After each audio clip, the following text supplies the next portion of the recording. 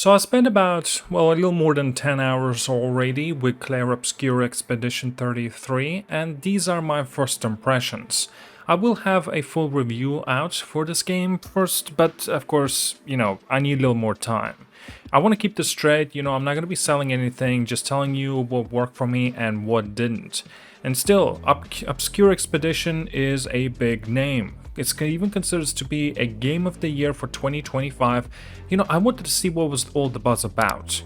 Now, visually the game is quite impressive. It runs on the Unreal Engine 5 and it definitely shows. Textures, lighting and character animations all feel modern and detailed. Movement and motion capture sell a lot of the emotion in scenes. When characters talk or when combat flows, the animations rarely feel off. It looks like a big budget RPG. For people who care about the presentation, this is a heavy positive. The world, the environments are detailed enough to reward looking around, and many set pieces feel cinematic without becoming distracting. Now the soundtrack is just on another level. It's clear highlight. Critics and players are already saying the score is one of the best parts of the game, and I completely agree. The music supports both quiet scenes and the larger emotional moments. It doesn't just fill space, it adds weight to the fights and to the story beats that I've seen so far. If you're someone who values a strong audio identity in the game, my goodness, this one definitely delivers.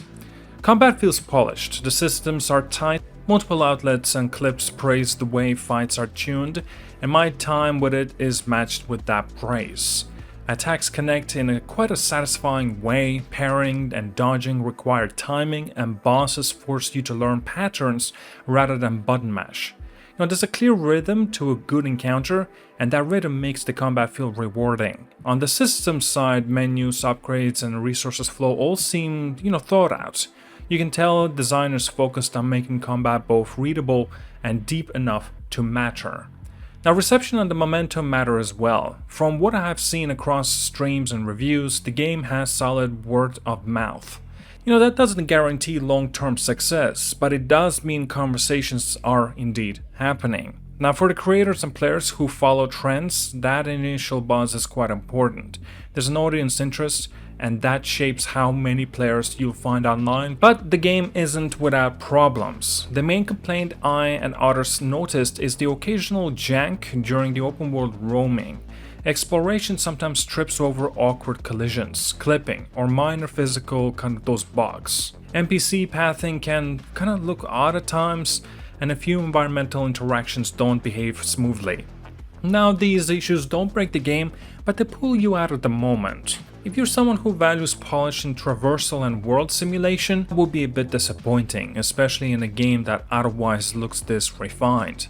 Another con worth calling out, some in-game conversations moments just feel outdated, maybe it's the right word to say. During the gameplay, you'll hit those dialogue sequences that play just like those older JRPGs. In fact, even modern JRPGs have the same thing. Long, static exchanges that interrupt the flow. You can skip them manually or turn on an auto skip, but even with the auto skip, the scenes just often feel stale and strangely paced. For me, these dialogues moments reduce immersion because they come across as an old design rather than a modern touch. Though to be fair, this kind of a presentation is quite common in many of those JRPG style games. So some players would already expect this sort of thing, or may in fact even enjoy this. But for me, since I'm not really too much into these sorts of JRPG style games, and I did play many of them, I still feel like there's a bit of a problem there. Now, if they could have refined that, my goodness, this would have been an incredible experience through and through. I was also gonna talk a little bit more about the performance and bugs, but honestly, I have not encountered any. It's due to that I only, like I mentioned, played the game a little more than 10 hours, and also the game's been already out for months, so I already got plenty of time to iron things out. Now, story and characters based on the opening sections I played are promising, but not yet fully shown. The narrative sets up interesting stakes and gives a few strong character moments, but I can't say how well it will sustain across the whole game from 10 hours and continuing on, of course.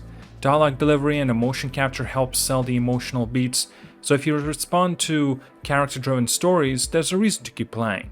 That said, the plot pacing occasionally leans on more of a common genre beats. It's solid, but not consistently surprising in early hours at least. Pacing and mission designs are good overall. The early progression balances combat, exploration, and story in a way that keeps you moving forward. Side content supports the main arc instead of feeling like a needless padding, and that's not universal. Some side missions are predictable, but the majority complement the main progression and give you useful rewards rather than kind of a busy work. Now, difficulty and accessibility, you can tell that the developers wanted combat to be more of a meaningful without being punishing. There are difficulty options and systems that let you tune encounters. Parry windows and dodge timings reward practice, but aren't so strict that casual players can't enjoy the experience.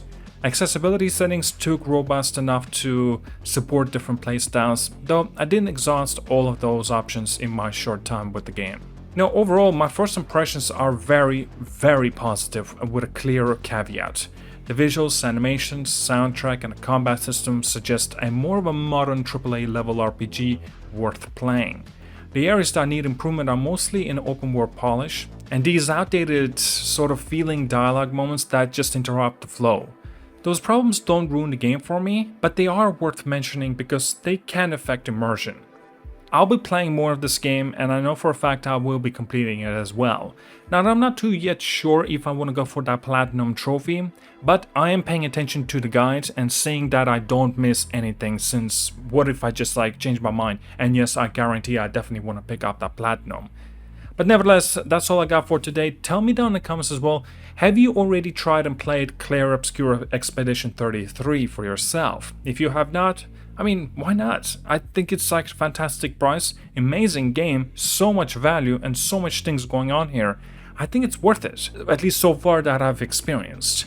And yet, also, I would suggest to consider of getting it if you're not certain regarding it. Alright guys, do expect my full review for this game sometime in the future, few days, few weeks. I'm not too sure when I will be able to finish this game. But nevertheless, thank you so much for watching, like and subscribe, and I'll see you guys all later.